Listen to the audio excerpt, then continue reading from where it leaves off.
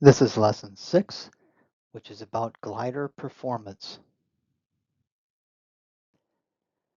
So when you want to get the most out of your glider, it's really important for you to be familiar with what factors will influence various types of performance. And you'll need to make decisions that depend on what your glider is capable of. So you'll need to know how to determine from available information what performance your glider is capable of delivering. In this lesson, we'll start with a load factor versus speed chart and some of the information that can be gleaned from that. Then we'll talk a little bit about calculating landing and takeoff distance. Then we'll talk about something called a glider polar, which is very important for maximizing the gliding performance of a glider.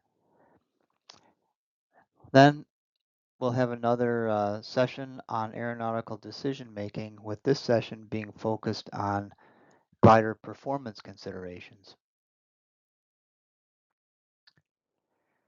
So a load factor versus speed chart is a graph with load factor, or G's is another way of expressing load factors, on the vertical axis and speed on the horizontal axis.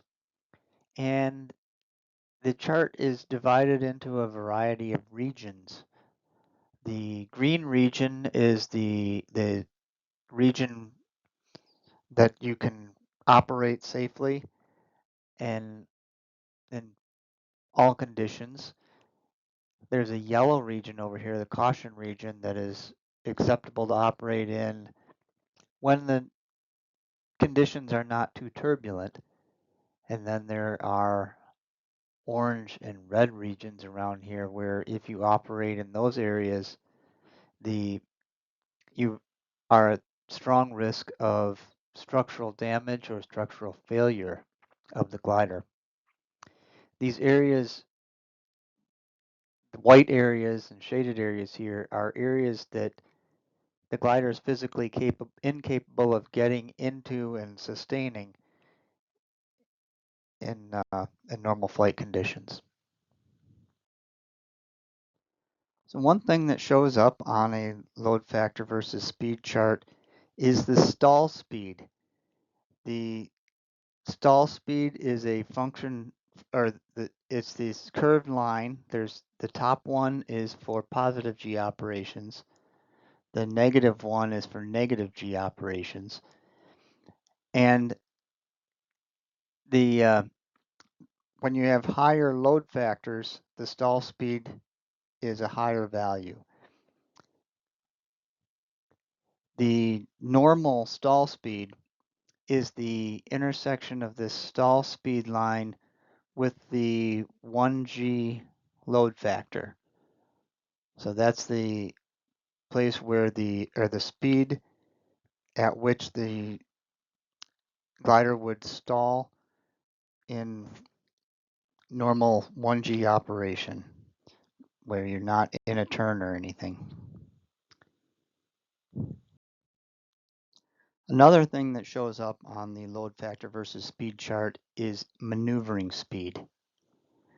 Maneuvering speed is at the intersection of the positive stall speed curve and the line associated with the maximum design load factor, which for this particular glider is 4.2 Gs.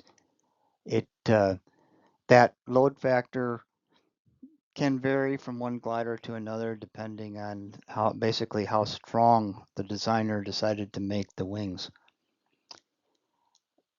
The significance of the maneuvering speed is that if you are below that speed and you do a single pull real hard on the stick, as the load factor increases, you will reach the stall speed limit and the wing will stall, as opposed to reaching the design load factor where structural damage is likely.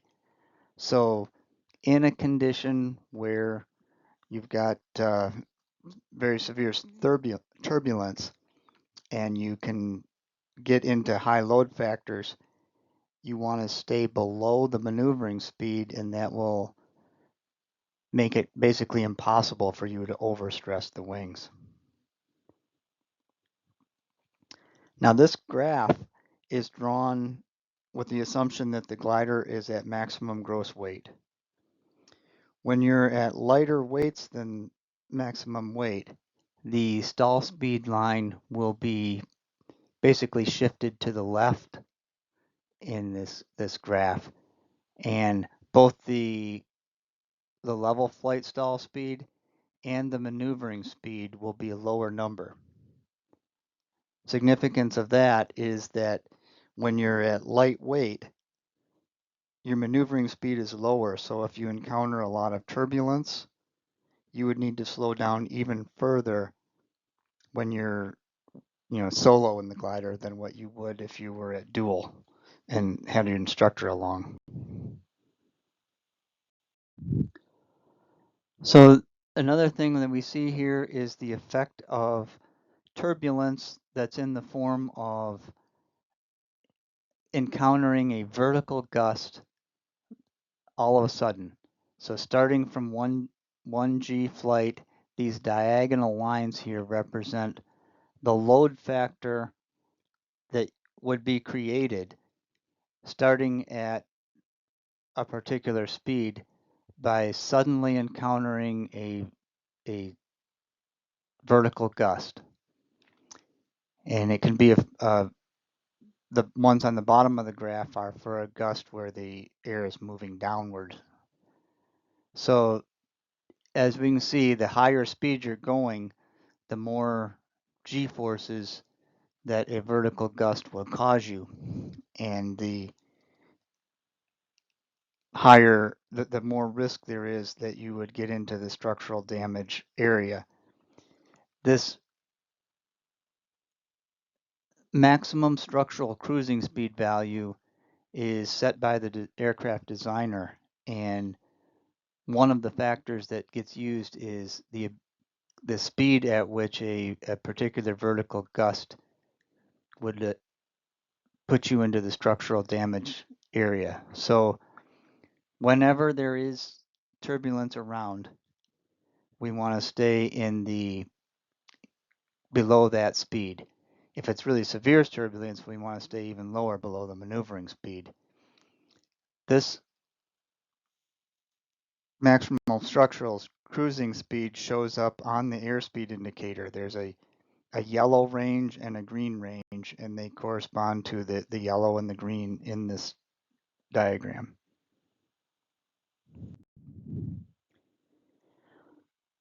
So the final thing I'm going to talk about that's on this chart is the never exceed speed.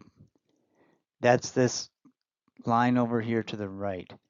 That's the speed that the designer of the aircraft has said you should not go over even when the air is smooth, because there are things that can happen. It could be a structural problem. It can also be a stability problem or flutter happening. We don't know exactly what caused the designer to set that as the VNE. It's just important to know that we don't want to go over that in any conditions. Sometimes the VNE is defined in terms of indicated airspeed. Other times VNE is defined in terms of a true airspeed.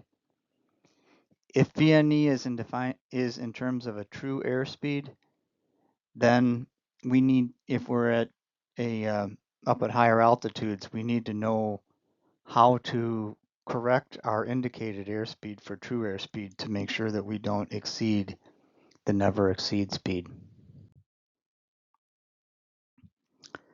Okay, air density is a factor that has a lot of impact on aircraft performance. This is the formula for calculating lift from a wing, and the Greek character rho, 1/2 rho v squared, is the character for air density. So lift is proportional to air density, with everything else when everything else is consistent. And this has some implications. One is that when the air density is low, you need a certain amount of lift to have for the aircraft to stay up, to counteract weight.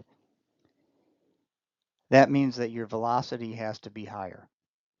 So the V in this diagram is true airspeeds. So it requires higher true airspeeds to produce enough lift when you're flying, and that's going to be real important for takeoff and landing because you have to reach a higher speed during takeoff, and when you're landing you will have more speed that you need to bleed off after landing, and of course you'll be covering a lot more ground during the time that you're bleeding off that speed. When the tow plane has a non-turbocharged engine, then air density also impacts how much power the engine makes. So the takeoff performance is sort of doubly impacted in that situation, because not only do you have to get to a higher speed to take off, but the engine will be making less power, so you will be accelerating slower.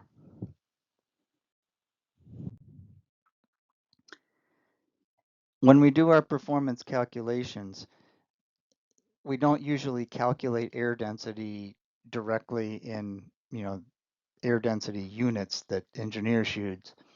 Instead, most aircraft performance charts use something called density altitude. So density altitude is the altitude in the standardized atmospheric model at which the density would be equal to the current air density. So basically it's when the density altitude is 4,000 feet, that means that your aircraft is going to perform the way it would if you were at an actual altitude of 4,000 feet on a standard day.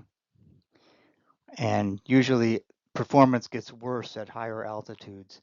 So high density altitudes are a thing to be very conscious of when you're in any kind of a marginal situation and when you really need the glider to perform well or the tow plane to perform well. The density altitude is, we usually calculate that based on pressure altitude and temperature. Humidity has some effect on density altitude, but it's a much weaker effect than what temperature does. So there's ways to calculate the density altitude by knowing your pressure altitude and your temperature. Also, a lot of times the weather services will actually mention the density altitude for an airport in the weather information. For powered aircraft, there's usually a section of the pilot's operating handbook that has charts for calculating the landing and the takeoff distances. These charts factor in a variety of things.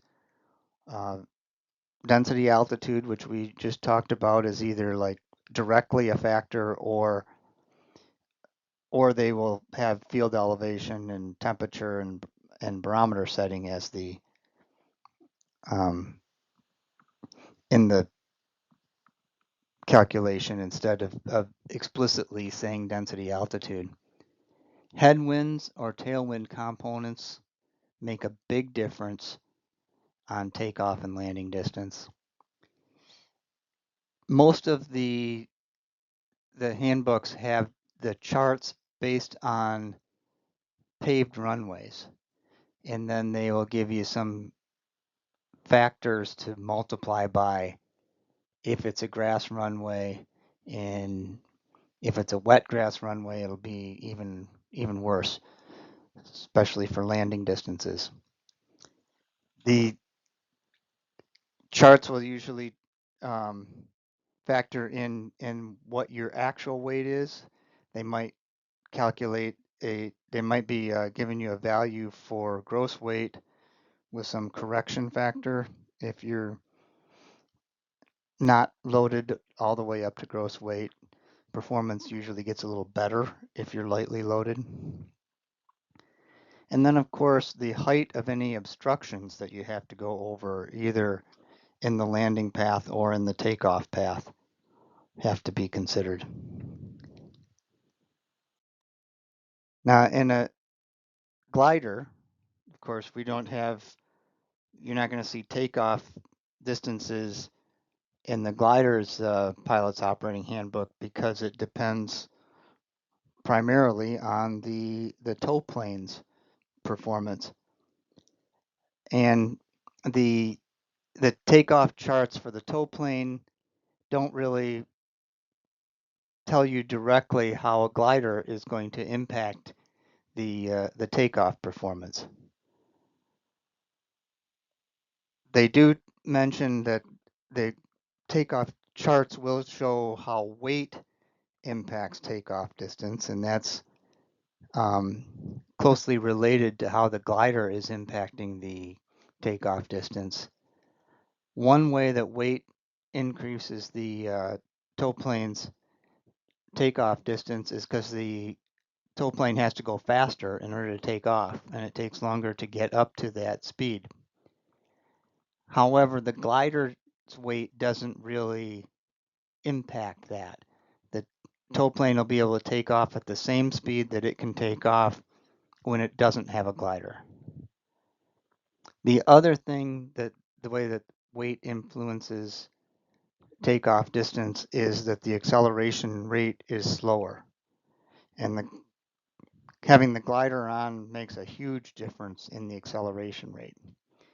So if you were to just look in the tow plane's takeoff performance charts and use the combined weight of the glider and the aircraft as the loaded weight, or at the tow plane, then you would overestimate the takeoff distance because the first factor doesn't come into play.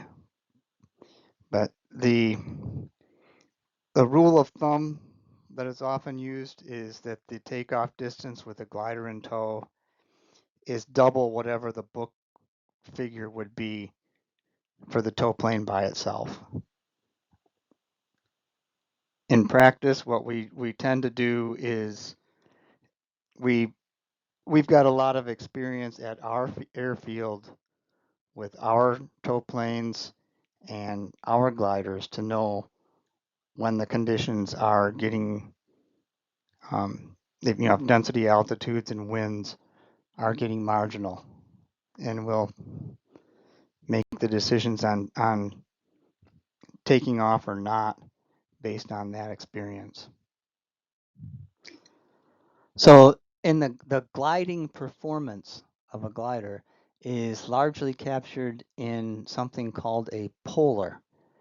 And a polar graph it's a curve which plots airspeed on the horizontal axis and sink rate on the vertical axis. And the sink rates, of course, are negative numbers because they're sinking. There's a lot of things we can tell directly from the polar. One thing is if we look at the highest point on the polar, that will be the minimum sink condition.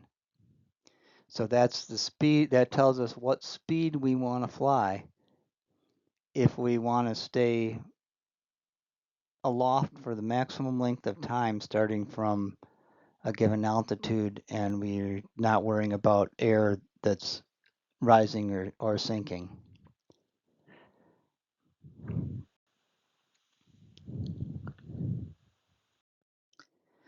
Oftentimes, instead of worrying about just the minimum sink, we're worried about maximizing the distance that we can go forward from a given altitude.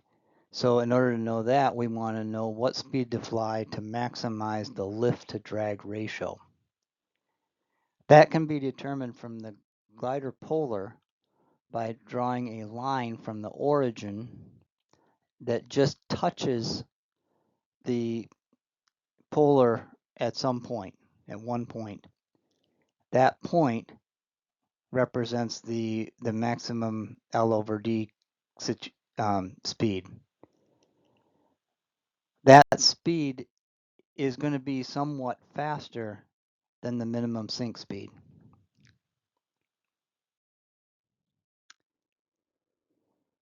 When we are actually out in a glider, we're not usually in a situation where the air that we're flying through is perfectly still.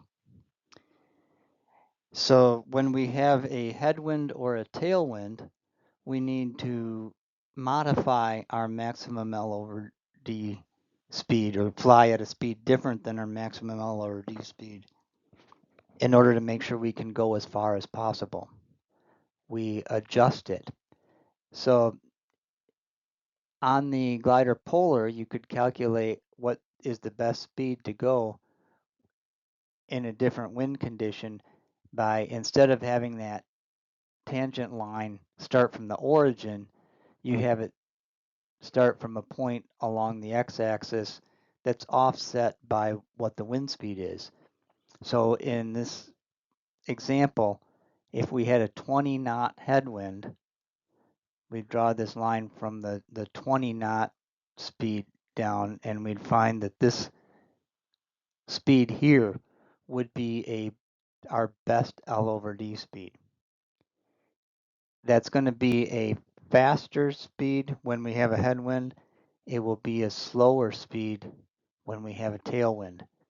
And when we have a headwind, the the the speed we fly will be faster, but the sink rate will be considerably faster. This isn't changing the fact that when we're going into a headwind, we are going to not be able to go as far forward. But this is our speed we need to fly at in order to go as far forward as possible.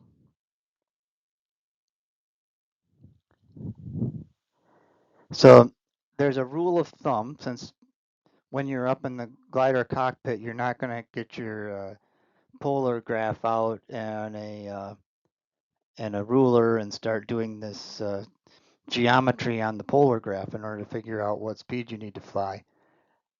Instead, what we do is use a rule of thumb, and that is that we had half of any headwind component and subtract half of any tailwind component to our standard no wind best L over D speed. But when we have the tailwind, we never go slower than the minimum sink speed.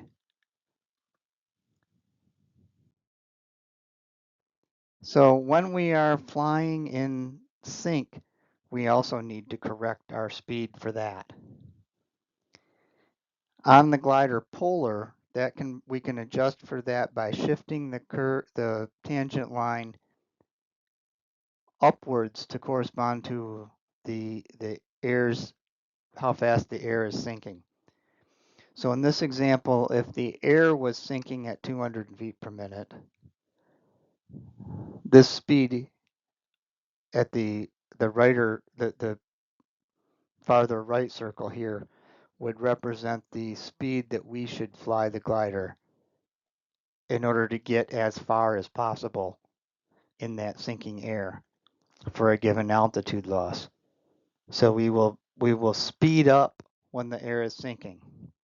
When the air is rising, then we want to slow down, and if it's rising enough, we actually want to circle in it instead of continuing toward the direction we're going.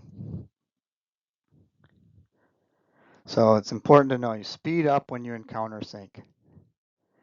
You'll still be going down faster in terms of how many feet of altitude you'll lose per minute, but you'll get farther. So we don't have a rule of thumb for how much to adjust the speed based on sink like we do for headwinds. But oftentimes the variometer may have something called a speed to fly ring on it that will help determine that. So to know what speed you should fly when this is the indication that's showing here is you're in about a little less than 3 knots of sync. And it's saying in this case you should fly like 62 knots of speed. So this ring will tell you what your best speed to fly is when you have a given amount of sync. That still needs to be corrected for any headwind or tailwind that you may have, just like you would do if you weren't in sync. When we get into the discussion of cross-country flying, we'll discuss how we should actually turn this knob. This is set where the little diagram is right at 0. In situations where you have where you're doing cross-country flying and you want to go thermal to thermal to thermal and get a long distance, you may adjust this ring, rotate this ring to a different setting. So the gliding performance of a glider depends on how heavily the glider is loaded at the moment. So as you add more weight to a glider, the polar shifts to the right and it shifts down. So two implications of that. The fact that it moves down means that you will tend to sink faster when you're more heavily loaded. The fact that it shifts to the right means that you'll want to fly faster in a more heavily loaded glider. The best L over D rate actually remains the same as you add weight, but it occurs at a faster speed. So your ratio of forward to sinking will remain the same when you're when your instructor's along with you and when you're solo, but you'll need to fly at a faster speed when your instructor's with you than you would when you're solo in the glider.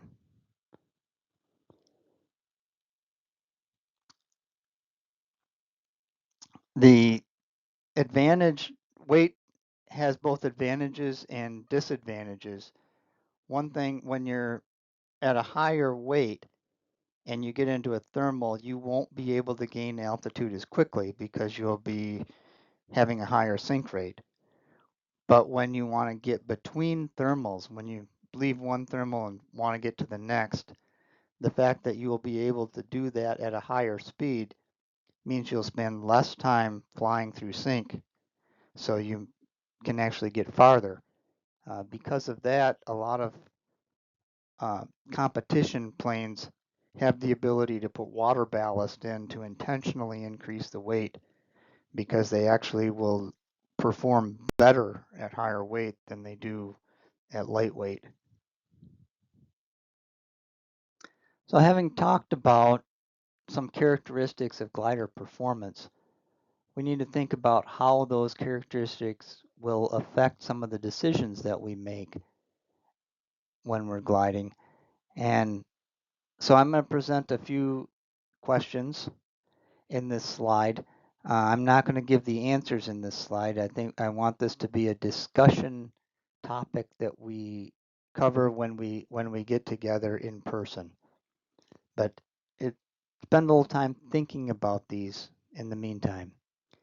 So of the gliders in the Sandhill fleet, which one would be the worst concern during a takeoff on a hot, humid day with no wind blowing? And if you were in that glider, what actions would you take that would alleviate that concern to the extent possible?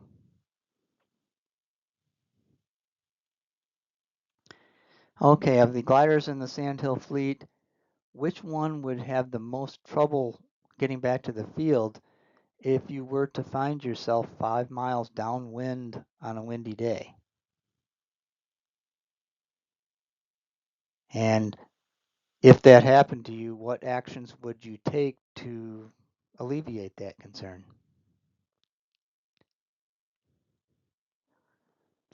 So let's say you are out soaring and you've been out soaring long enough that the weather conditions change a little bit by the time you return, and the slight south wind that was happening when you took off is now turned into a pretty strong south wind. What would you do about that? What if instead of being a south wind, what if it had turned into a pretty strong westerly wind?